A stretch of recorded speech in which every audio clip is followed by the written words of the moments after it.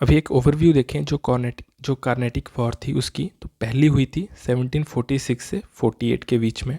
किस लिए हुई थी, इसका रीज़न क्या था? Austrian war of succession. जो ऑस्ट्रिया है वहाँ पे जब राजा की डेथ होगी तो उसके सक्सेशन के लिए जो वॉर हुई, वही उसका रीज़न था फर्स्ट कार्नेटिक वॉर का। तो जब ये एंड हुई तो कौन सी ट्रीटी हुई? एक्सला चैपेल।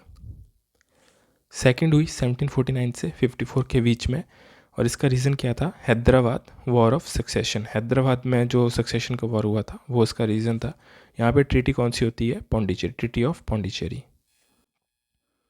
जो थर्ड वॉर है वो हुआ 1758 से 63 के बीच में, और इसका रीज़न था renewed conflict between British and French in Europe. Europe में जो है वो 7 ईयर तक वॉर चली थी इनकी, फ्रेंच और ब्रिटिश की, 1756 से 63।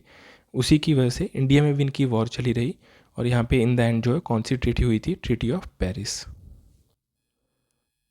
तो बात करें को कार्नेटिक जो है वो ये नेम क्यों दिया गया, तो जो मॉडर्न कर्नाटका है मैसूर का, उसी के नेम पे जो है वो ये दिया गया था जो कार्नेटिक नेम है।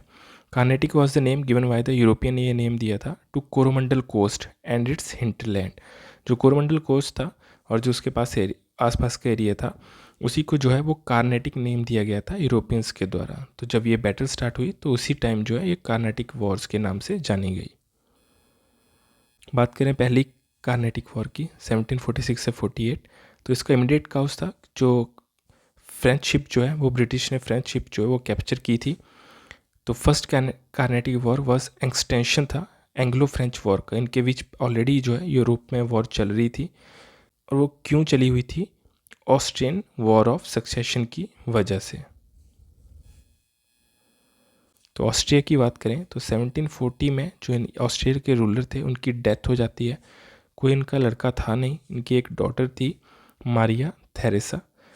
तो इसी वजह से जो यूरोपियन पावर है वो इन्वॉल्व होगी इस कॉन्फ्लिक्ट में for the successor of Austria. तो सीरीज ऑफ वॉर हुई between French, Persia and British. ये जो रशिया है वो, इनके बीच जो है वो सीरीज ऑफ वॉर्स हुई, और 1748 में इन द एंड में ट्रीटी ऑफ एक्सला चैपेल हुई, जहाँ पे मारिया थ्रेसा जो उनकी डॉटर थी रूलर की, उनको कन्फर्म किया गया एज अ ऑस्ट्रियन रूलर। अभी जो यूरोप में वॉर चली थी, यहाँ पे इंडिया के हिसाब से भी अगर हम देखें तो 1746 में इंडिया में जो फर्स्ट कार्नेटिक वॉर के बारे में अगर हम देखा जाए, तो फ्रांस में जो फ्रेंच के पास था पौंडीचेरी, और ब्रिटिश के पास मद्रास में जो गवर्नर थे वो थे निकोलस मोर्स, और पौंडीचेरी में कौन गवर्नर थे फ्रेंच के? Lord Dupleix. अब जब इनकी यूरोप में वॉर चली हुई थी, और जो मैंने आपको बताया भी जो इमीडिएट काउज था इंडिया में कि ब्रिटिश ने जो फ्रेंच की जो शिप्स थी वो कैप्चर कर ली, तो लॉर्ड ड्यूप्लेक्स ने अपील किया for protection from Anwar Uddin. अब अनवर उद्दीन कौन थे? नवाब ऑफ कर्नाटिक और कर्नाटका के नवाब थे। और जो ब्रिटिश थे, ब्रिटिश की हम बात करें तो मद्रास हमने देख ही लिया, जो गवर्नर थे वो थे निकोलस मोर्स, और प्लस जो इंग्लिश नेवी के कमांडर थे वो किसके अंडर थी? Curtis Bennett. तो सारे नेम जो है वो इम्पोर्टेंट है क्योंकि यही आगे जो वॉर है उसमें वो पार्टिसिपेट करेंगे। तो जब फ्रेंच ने लॉर्ड ड्यूप्लेक्स ने प्रोटेक्शन मांगी जो अनवरुद्दीन है नवाब ऑफ कर्नाटका से, तो उन्होंने वॉर्न किया ब्रिटिश को कि उनका जो प्रोविंस है वो न्यूट्रल टेरिटरी है, और इस पे जो है वो कोई अटैक नहीं होना चाहिए। अगर यहाँ पे फ्रेंच पोजेशन में अगर कोई जगह है यहाँ पे इनके कर्नाटका में, कार्नेटिक में, तो यहाँ पे कोई भी जो अटैक नहीं होना चाहिए क्योंकि वो टॉलरेट नहीं किया जाएगा। ब्रिटिश को ये कह दिया गया। जो ऑलरेडी यूरोप में वॉर चली हुई थी इनके बीच, जो कार्नेटिक वॉर चली हुई थी, उसका इफेक्ट यहाँ पे भी दिख रहा था। जो लॉर्ड ड्यूप्लेक्स थे और जो मद्रास के गवर्नर थे निकोलस ब्रिटिश के, तो उनके बीच भी यहाँ पे जो है वो एक दूसरे की शिप्स जो है जैसे वो कैप्चर कर रहे थे। तो लॉर्ड ड्यूप्लेक्स की मदद के लिए कौन आते हैं? जो मॉरिशियस है अफ्रीका में नियर मेडागास्कर, वहाँ पे एक गवर्नर थे फ्रेंच के, वो आते हैं अपनी नेवी के साथ टू हेल्प ड्यूप्लेक्स। मॉरिशियस से, अफ्रीका से। इनका क्या नाम है? La Bourdonnais. जो ब्रिटिश नेवी के कमांडर थे कर्टिस वेनेट, वो कैप्चर कर लेते हैं some French ship and its result वो क्या होता है? फ्रेंच जो है वो अटैक कर देते हैं ब्रिटिश पे। अब जैसे वो आ रहे थे कुछ फ्रेंच की शिप्स कैप्चर की और फ्रेंच ने अटैक कर दिया ब्रिटिश पे। तो जो फ्रेंच थे इन्होंने कैप्चर कर लिया और विन कर लिया मद्रास। मद्रास में इन्होंने अटैक किया और इसको कैप्चर भी किया और विन भी कर लिया। The capture of Madras triggered a bitter argument between Dupleix and Bourdonnais. जो नेवी कमांडर थे और जो डुप्लेक्स थे इनके बीच जो है एक बिटर आर्गूमेंट जो है वो चल पड़ा, और किस वजह से चला वो भी आपको बताता हूँ। यहाँ पे डुप्लेक्स चाहते थे कि उनका रूल होना चाहिए मद्रास में, और जो मेडागास्कर से आए थे फ्रेंच के नेवी कमांडर वो चाहते थे कि कुछ रैंसम या मनी जो है वो ब्रिटिश से ले ली जाए और फिर से उन्हें जो वापस दे दिया जाए। तो इसी वजह से इनके बीच जो है वो आर्गूमेंट छिड़ गया। तो यहाँ पे जो ला वरुडेनिस थे उन्होंने मनी ली और वो वापस चले गए मॉरिशियस, एंड ब्रिटिश को फिर से कंट्रोल मिल गया मद्रास का। पर डुप्लेक्स ने फिर से अटैक किया मद्रास पे और उसे जीता और डिनाई कर दिया हैंड ओवर टू नवाब। जो अब नवाब थे कर्नाटका के उन्हें उन्होंने डिनाई कर दिया कि वो उन्होंने जीता है, इसलिए कि वो उन्हें नहीं दे सकते। और इसका रिजल्ट क्या हुआ, एक बैटल हुई, द बैटल ऑफ सेंट थोम या फिर बैटल ऑफ अड्यार। कहाँ पे हुई, मद्रास में, on the bank of Adyar river. French और जो वहाँ के अनवरुद्दीन जो थे जिनसे उन्होंने प्रोटेक्शन ली थी उनके सन थे महफूज खान, उनके बीच जो है वो बैटल हुई। और जो फ्रेंच किसके अंडर थे, कैप्टन पैराडाइज के अंडर। तो इनके बीच एक बैटल होती है, बैटल ऑफ सेंट थोम और बैटल ऑफ अड्यार, जिसमें फ्रेंच डिफीट कर देते हैं जो लोकल रूलर थे, उन्हें ही जो है वो डिफीट कर दिया। जो मद्रास था वो फ्रेंच के ही अंडर रहा और फर्स्ट टाइम था कि any European company defeat the local ruler. और ये जो वॉर थी एक आई ओपनर बन गई यूरोपियंस के लिए इंडिया में, कि अगर डिसिप्लिन दिखाया जाए आर्मी के द्वारा तो कितनी भी बड़ी लार्ज आर्मी है लोकल रूलर की, उसे भी जो है वो यहाँ पे हरा सकते हैं। 1748 में यूरोप में क्या होता है, जो एंग्लो फ्रेंच वॉर है उसका एंड हो जाता है और ट्रीटी हो जाती है जो मैंने आपको बताया, एक्स-ला-चैपल। तो यहाँ पे इसमें इंडिया में क्या होता है, जो Madras given back to British, जो मद्रास फ्रेंच ने लिया था वो वापस से ब्रिटिश को दिया जाता है, और जो लुइस वर्ग है क्यूबेक कनाडा वो वापस दे दिया जाता है फ्रेंच को। तो यूरोप में जो क्यूबेक कनाडा है लुइस वर्ग वो दे दिया जाता है फ्रेंच को वापस से, और इंडिया में जो मद्रास है वो ब्रिटिश को वापस दे दिया जाता है। जो मारिया थेरेसा है जो ऑस्ट्रेलियन वॉर ऑफ सक्सेशन चली हुई थी उसका भी एंड होता है और कंफर्म हो जाती हैं एज ए ऑस्ट्रियन रूलर। बात करें फर्स्ट कार्नेटिक वॉर की तो मेनली इसका कोई रिजल्ट नहीं था, because every post given back, जो पोस्ट ली थी वो वापस दे दी, एंड नो पावर और रूल चेंज, कोई पावर और रूल भी चेंज नहीं हुआ। जो मारिया थे जो ऑस्ट्रिया के रूलर थे उनकी डॉटर थी, उन्हीं को जो है वो गद्दी पे बिठाया गया। बात करें सेकेंड कार्नेटिक वॉर की जो स्टार्ट हुई 1749 से 54 के बीच में। तो 1748 में ट्रीटी होती है फर्स्ट कार्नेटिक वॉर के एंड होने पे, और 1749 में दूसरी स्टार्ट हो जाती है। तो इसका रीज़न क्या था, जो वॉर ऑफ सक्सेशन हुई थी हैदराबाद और कार्नेटिक में, वो इसका रीज़न था, मेन रीज़न। तो बात करें कार्नेटिक की, जो कर्नाटका है, और हैदराबाद डेक्कन वाला एरिया। अब जो कार्नेटिक था इसकी कैपिटल थी अरकोट, और यहाँ पे नवाब थे नवाब दोस्त अली। हैदराबाद की बात करें, यहाँ के नवाब थे निज़ामुल मुल्क, और इनको आशिफ जा वनवी कहा जाता है। तो इन दोनों की डेथ होती है 1743 में, डेथ होती है नवाब दोस्त अली की, और इनकी भी डेथ जो वो होगी होती है। तो नवाब दोस्त अली के सन थे अनवरुद्दीन, जिन्होंने फ्रेंच की हेल्प की थी। बाद में फ्रेंच ने इन्हीं पे जो वो अटैक कर दिए थे इनके सन पे। और निज़ामुल मुल्क की बात करें तो इनका सन थे सलावत जंग, नासिर जंग, और एक ग्रैंडसन भी थे मुजफ्फर जंग। सब नेम याद रखने हैं। अभी जो दोस्त अली थे उनके एक सन इन लॉ भी थे चंदा साहिब, और इनके मैंने आपको बताई दिए कि सन थे सलावत जंग, नासिर जंग, और ग्रैंडसन थे मुजफ्फर जंग। तो जब नवाब की डेथ होती है कर्नाटिक में, तो यहाँ पे जो बाकी सब हैं, जो सन हैं, जो सन इन लॉ है, वो क्लेम करते हैं थ्रोन का, कौन सा, नवाब ऑफ कर्नाटिक का। तो हैदराबाद की बात करें तो यहाँ पे जो नासिर जंग है और जो मुजफ्फर जंग है बोथ क्लेम करते हैं थ्रोन को ऑफ हैदराबाद। मुजफ्फर जंग जो थे वो ग्रैंडसन थे, और जो नासिर जंग है वो सन थे। तो ये जो नासिर जंग थे वो अंकल थे किसके? मुजफ्फर जंग के। तो ये क्लेम करते हैं, थ्रोन का दोनों क्लेम करते हैं। और 1749 में एक बैटल ऑफ एम्बूर होती है जो स्टार्ट होती है कार्नाटिक वॉर का। तो इसी बैटल से स्टार्ट होता है कार्नाटिक वॉर। अब इसमें बात करें तो मुजफ्फर जंग जो ग्रैंडसन थे, प्लस चंदा साहिब जो सन इन लॉ थे दोस्त अली के कार्नाटिक में, प्लस फ्रेंच। और दूसरा गुट कौन सा बनता है? ब्रिटिश, अनवरुद्दीन और नासिर जंग। नासिर जंग जो हैदराबाद, अनवरुद्दीन कर्नाटका, कार्नेटिक और ब्रिटिश, तो इनका ग्रुप बनता है। तो ये सब मिलके अटैक करते हैं इन पे, जहाँ अनवरुद्दीन और नासिर जंग दोनों की डेथ हो जाती है बैटल में।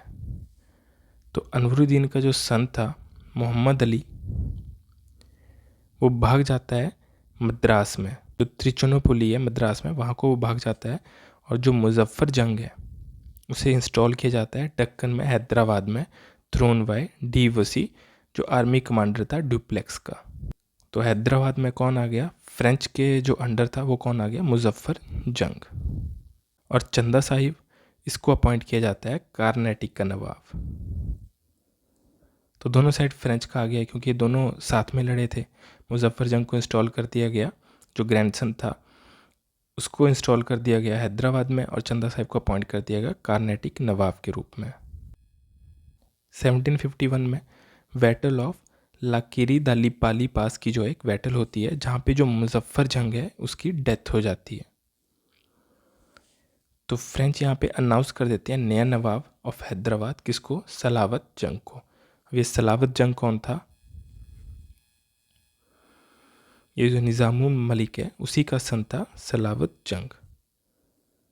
तो मुजफ्फर जंग जो था उसकी डेथ हो गई, और अब सलावत जंग को जो है वो बना दिया गया यहाँ का नवाब। और इसी से क्या हुआ, जो हैदराबाद और कर्नाटक दोनों एरिया थे वो किसके कंट्रोल में थे? फ्रेंच के कंट्रोल में। इस बैटल से बात करें सीज ऑफ त्रिचुनापल्ली की, तो यहाँ पे जो चंदा साहिब थे जो सन इन लॉ थे दोस्त अली के और फ्रेंच थे, इन्होंने अटैक कर दिया त्रिचुनापल्ली में, जहाँ पे कौन था? मोहम्मद अली जो सन था अनवरुद्दीन का, son of Anwaruddin, plus British में। तो यहाँ पे जो वो अटैक किया इन्होंने त्रिचुनापल्ली में।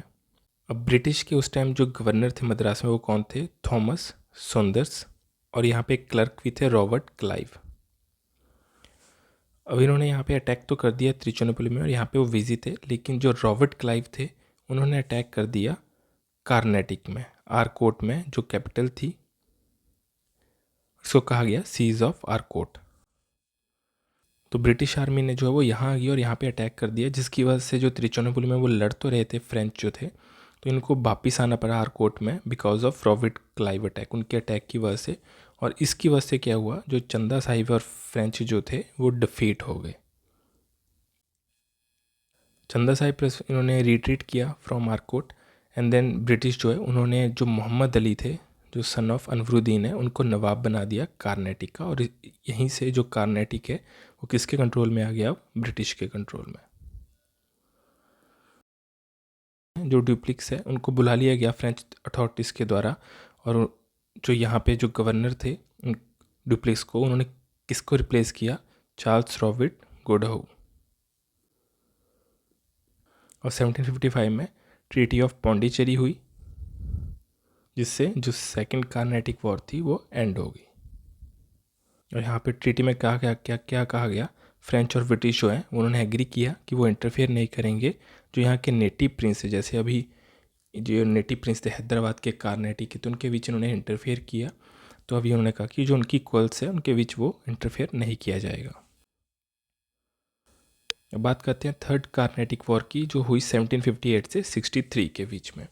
तो इसका जो रीज़न था वो था जो यूरोप में वॉर चल रही थी, 7 ईयर वॉर थी 1756 से 63 के बीच में। और ये किस किस के बीच चली हुई थी?